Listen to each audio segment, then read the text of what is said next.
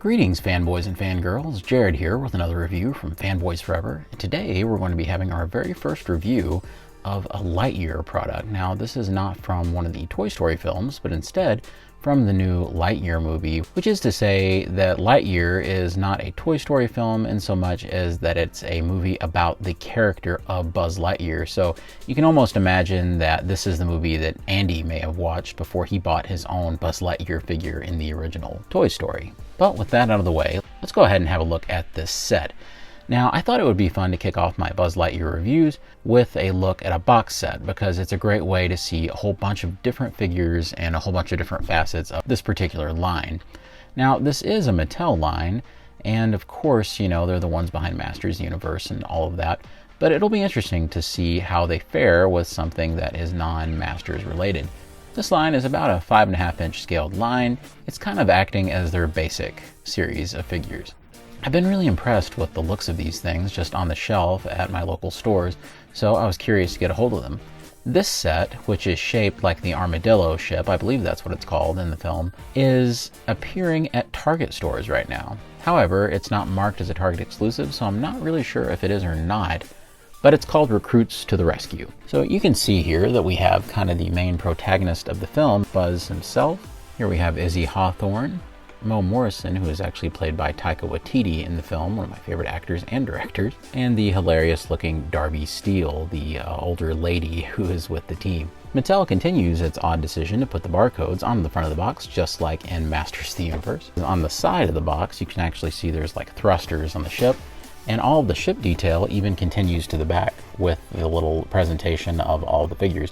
So I have to say the Mattel people with their box design, they're always like really on it, and they did a great job here. If this helps anybody, here's all of this info and a barcode. All right, let's go ahead and free these guys from their plastic. Although sadly, Mattel doesn't make it easy whatsoever to open this thing. You pretty much can open the top of it and without destroying it if you're really careful. There's just like a million different tabs of tape. However, it's so much trouble that if you want to save like the packaging of the ship, I mean, you could, but I don't really think it's worth it. What is cool though is that on the inside you get kind of a diorama, and this is actually fairly cool. It's kind of the innards of the ship, and it's a great way to display your figures.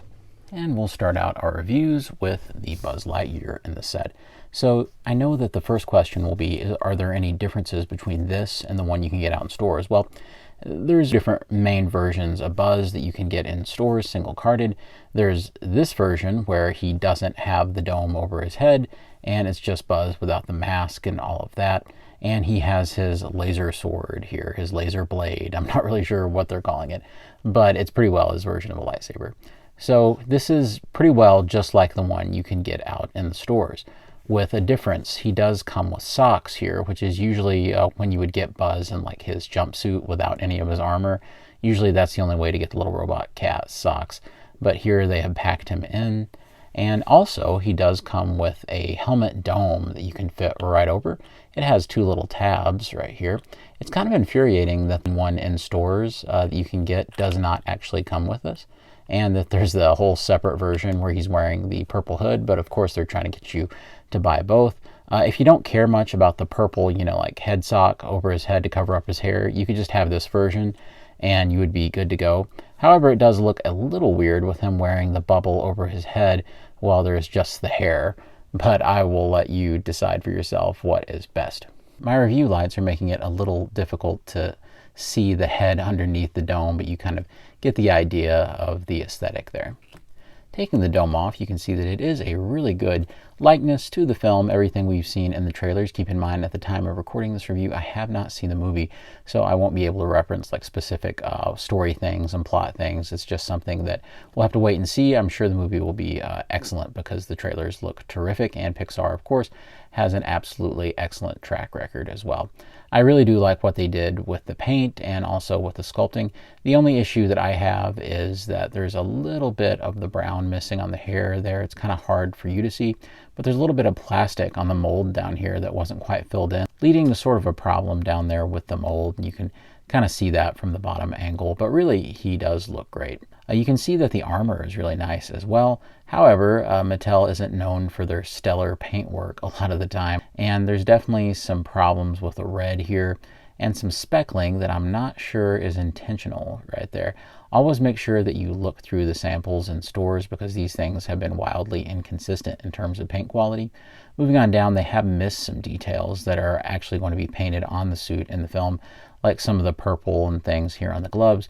There's even some spots down here that they've missed as well with purple and green and some different grays and things. But overall, they have hit most of the details. I really do like his little laser blade that he has with him. I do think it is a pretty cool accessory, and I think that the design is really nice. There is a peg on it right here, and on the side you can see that on Buzz's utility belt you can clip it right on there and it holds in very securely. So I do like that that's actually functional. There is no hole on the corresponding side or anything like that. Interestingly, there is a hole on the back for a backpack, you know, Buzz's wing pack that we see in the trailers and things, and also with another release, we get that wing pack, and we'll talk about that in another review, actually. So overall, this is pretty good. Of course, there are definitely some production flaws here, so Buzz did not make it through production unscathed, but still pretty neat. It is a good way to get the dome if you don't care too much about the purple headstock. Buzz himself has plenty of articulation, honestly. Buzz can, of course, turn his head left and right. He can look up slightly, down slightly, but not very much at all. You can see that on his shoulders, you have plenty of range where you can get above 90 if you wish. You can bring it down to the side. You can bring it all the way around. There is a swivel right there. There's also an elbow hinge that can go just about 90 degrees. You can see that there is a swivel at his trigger finger hand right here. Over here, all the same. Down here, we do have a swivel at the waist. There's nothing in the torso. He does have a really good kick, so he can pretty well get a 90-degree kick just like that. There is no swivel, even though it looks like there would be up here at the thigh, but there is swivel at the knee. There's also a knee hinge right there, which can pretty well get you 90 degrees. There is nothing at the ankles, which seems to be the first articulation point to go whenever they're doing more of a kids line. I really do like this Buzz. If you already have this release of Buzz, where even though he doesn't have the dome, you could probably easily get another release with the dome and really not need this one. But if you're just looking for a cheaper way to get the 4 figures, this might be a good option for you. And of course, you get Socks here as well. Socks, we'll go ahead and have a look, is a member of the crew. He's a robot cat, and looks like he's going to be kind of a scene stealer kind of character in the movie. He does have articulation on all 4 limbs, and the tail, which can spin, and also the head, which can spin. There is a little kind of spot there that's like a little imperfection, but the paint is applied very nicely to the face. The one problem mine have is that both front paws, or front legs, whatever you want to say, are pretty well frozen. You can see that I'm bending them, but they're just kind of stuck in place. So I'll definitely have to heat that up to get those unstuck. But still, I really do like the sculpt, and I think that even with the minimalist paint job, at least they got the collar and the little metal like medallion tag part there. I think it does look really good and very accurate to the film from what we've seen in the trailers. For our next figure, we'll be looking at Izzy Hawthorne, the heroine of the film. And you can see here that I have her all armored up. In the movie, she does have a full suit of armor, including this cool helmet and this yellow blaster rifle. I know that there is more paint detail present in the film, but I do like that they've at least included kind of this little paint blemish right here and this blue. Other than that, I really do like the look of the helmet, especially this little piece on the side. I know that there's some details that could really benefit from some extra paint, but I think in terms of sculpting, everything is there. Once we take the helmet off, we can actually see the head sculpt on the inside. Mattel has actually done a really good job of bringing out kind of that Pixar look for these action figures, and I really think that this head sculpt is terrific, as they've done a very good job, even with minimal paint application, of bringing out kind of that attitude and kind of that quirky look for the character. The hair sculpting is really nice with the 2 buns on the back and even on the top with all that great texture work. And I just really like the big cartoon eyes. I think that that's what sells it for me. And some really nice paint application as well. All the tamper-graphic details are put in place very nicely. And as I said earlier, all the other great details from the belt, the pants, even the stuff on the boots and all these little techie bits, everything just looks really spectacular, especially the utility belt on the back. I think that's really nice. She also has a couple of different accessory ports to where you could take the gun that we looked at earlier, and you could either plug it directly onto her back like so with just this peg, and that looks really good, I think. And also you could peg it down here. A shame that she didn't come with an additional weapon, perhaps, because it would have been nice to have had her geared up with both, maybe simultaneously. I almost like it down there beside her hip. It's a little less traditional looking, and it kind of gives her a little bit of flair, so I do think that's really nice. The helmet can't be stored anywhere except on the head, but of course, as long as you put it at the right angle in her hand, she can just hold it. So it is a really nice looking figure, especially if you like the design of the character from the film. And of course, we'll just have to wait and see how this character factors into the movie. As for articulation, she has exactly what Buzz has, so there's really no use in us going over articulation all over again. However, in terms of scale, it appears that she is exactly the perfect scale, as she appears to be about 5'2", whereas Buzz seems to be about 6'2". So I think that those look about right. Of course, as I mentioned earlier, these figures are in about that 5.5-inch scale, with Buzz standing at almost 5.5 inches, and Izzy Hawthorne standing at more of the 4.5. And here we have the next figure in the set, Morrison. Aside from sounding like the member of a now-defunct 80s rock band, Morrison is a really cool design and definitely very tall and lanky. So he's just visually, I think, a very cool animated looking character. I like his helmet design a lot, and the color scheme I like a lot more than Hawthorne's color scheme. I kind of like this more violet kind of blue sort of purple that they went for the armor. And plus, this character is played by Taika Waititi, and you can see that they have modeled the character to look a little like Taika, the famous director and, of course, sometimes actor. So you can see that once you take off the helmet, Mo has just a terrific look. Definitely very indicative of what we've seen in the trailers for the actual animated model. Be careful about this one, because this was the one that had the most paint trouble of all of them that I saw in the set. I looked through like 10 different samples of this box set at Target, and this guy, his eyes would be looking in all sorts of different directions. This was actually the straightest eye paint I could possibly find. So I think this one looks pretty good, but most of them had some kind of weird issue going on. So you definitely want to be in a position where you don't have to blind buy this set, and definitely look at it in the store. Looking at the detail on the armor, there's so many cool pouches and things. This guy looks like he could have roamed around with X-Force or Cable or something from the early 90s.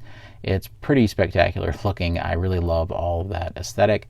I also like that he has like this green kind of paint right here on his arm guard. Moving on down, I like that he has kind of the one-colored knee pads, sort of like Izzy Hawthorne that we were looking at earlier. Bandages where he's had to fix up the armor. I just like all the details. I especially like that they made sure that his gloves were a different color than the jumpsuit. There's a lot here to make this figure pop, and like I said, really liking that lavender color of the armor. It did a lot in terms of making him seem a little more authentic. I also really like the harpoon gun. I was surprised by how cool looking this was. It would have been nice if the harpoon itself were maybe that gray color like we see down here, but I do like the yellow, and it contrasts nicely with the bodysuit. And of course, there's not many toy companies these days that's looking to do very realistic kinds of weapons and things with their toys, so they're definitely trying to keep it more Nerf looking, which is probably what we'll see in the movie too, who knows. Even with the helmet on, he looks terrific. He has the exact same articulation as Buzz. We'll go ahead and have a look at him alongside his crewmates so far. Mo is definitely the tallest out of them, which is great because it gives you all sorts of just visual variety. It's so important that when you're doing animated character designs, that the biggest thing is that their silhouettes are completely unique, and a character can be recognized just by silhouette, and that's a real tenet of good character design. So can't forget Socks. He does look great along with all the crew, but there is one more member that we can't forget. That's right, you guessed it, we have Master Chief. Wait, that's not Master Chief. Oh, it's Darby Steel. So this is a member of the crew here that is actually an older lady. I was actually pretty shocked when I looked into this, because upon seeing the first pictures of the set, I really wasn't that clued in on the movie, and the characters or anything like that. So I kind of just assumed this was an old man, but you can see, especially when you turn it around and you see the bun on the hair and things, this is indeed an older lady here that is with them. And like I said, I wasn't that clued in on the film, and I have a feeling that this will also be a really fun, quirky character, especially by the looks of the character design. Definitely kind of a world where we kind of look so cool that this movie is doing so many different things with its crew in terms of sizes, ages, races, you name it. There's just all sorts of great variety here that will make for something incredibly fun to look at. Speaking of fun to look at, you can see all of this cool armor detail. You have all of these little protrusions coming out from the shoulder pads. There's this cool utility belt, which, I'm really loving all of the sculpting on the belts in this line. And once again, we have a knee pad that is different from the rest of the shin guard. And I like all the mismatched colors on the armor, as if these guys have had to mix and match pieces that they found and things. There is a little bit of inconsistency on the top with the hair, with some of the white being a little brighter in the front than the back. But that's okay. Everything else looks pretty well straight. All the paint applications are pretty much on point. And yes, indeed, this is more of that olive green that is a little bit like Master Chief in Halo, so that is kind of funny. The one disappointment is that there wasn't any paint detail or attention paid to this right here, and I think that would have made the figure look a little nicer. Darby also comes with one of the most impressive weapons, this giant cannon, which, of course, has this big hole in it. So it's interesting that there isn't any kind of projectile, and it doesn't appear that it's missing something because there isn't a spring in it or a button that would have launched it. But it's interesting that there isn't an effect that you would put in there. There is a peg, though, and like we've seen with a lot of the other characters, there are two different points to put this. And so if you put it right here on the back, you can display it like this. Or you could, I suppose, display it on the side. Now, I'm starting to think that maybe the side holes are more for the blades like Buzz Lightyear has, but you have to kind of turn her slightly or put her arm up to fit the bazooka type of cannon thing on there, but I mean, you can. However, I was trying to hold it like this, and I don't think it goes like that. I think that you're supposed to turn it around like this and have the trigger finger over the actual trigger, and you put the back of it over the shoulder like that, and then that's the front of it where Darby is shooting this big cannon thing. And yeah, that grandma is definitely ready to rock and roll. So I'm looking forward to this character a lot in the movie.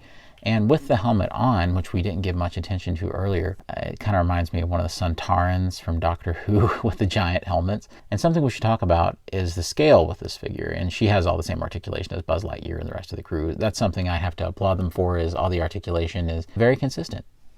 And here we have the entire crew, this time with socks, with the helmets off. And together, this is just a great looking group, and definitely one that I think collectors will want to get a hold of. I think the articulation is very serviceable. This isn't the type of line, I think, that focuses on articulation, but I think that the qualities of the sculpt and the paint are good enough to where it's going to draw in some collectors who may be interested in Buzz like I am. Of course, when you say you grew up with Toy Story, that could be practically anyone could say that because of the huge range of time that the Toy Story movies have come out over. That's what will make the movie a huge box office hit, I do believe, so it is a very smart business strategy to do this new Buzz Lightyear film. So if you're anything like me, you hate having a bunch of duplicates of the exact same thing when you're trying to collect an entire line of figures, especially when you're trying to get every unique character.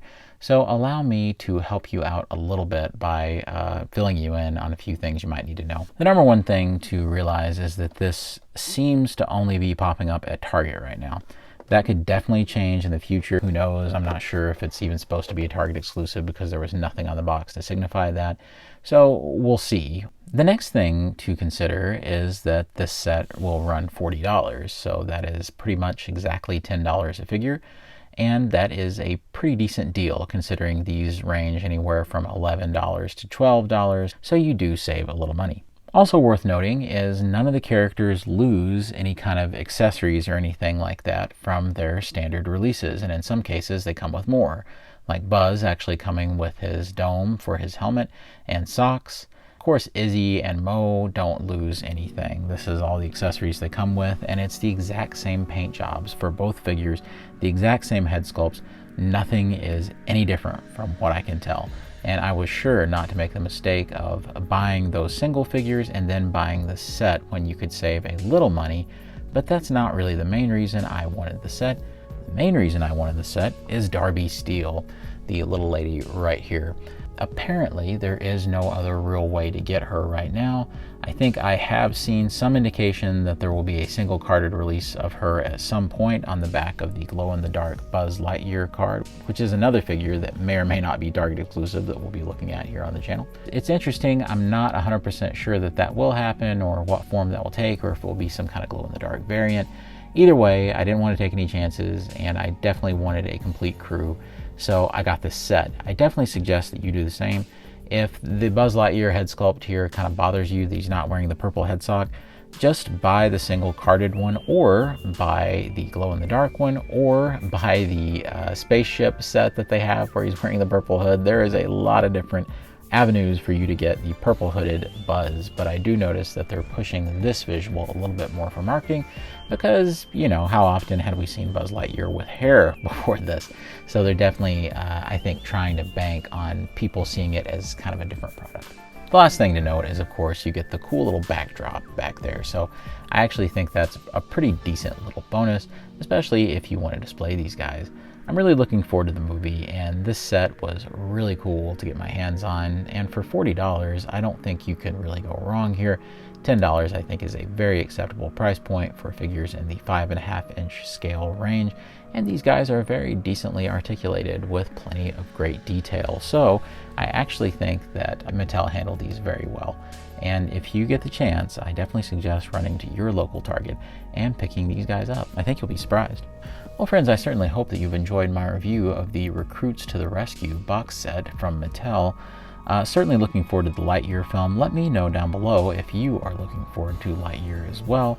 I definitely think that this is going to be a huge hit for Disney and Pixar, and I'm really liking the toys, and definitely something that I'm going to look forward to collecting in the future. If you want to see more Lightyear reviews, just let me know down in the comments below. And of course, be sure to subscribe while you're here and like the video. It really does help us out. And as always, God bless you and yours, and I'll see you on Fanboys Forever. Fanboy out to infinity and beyond.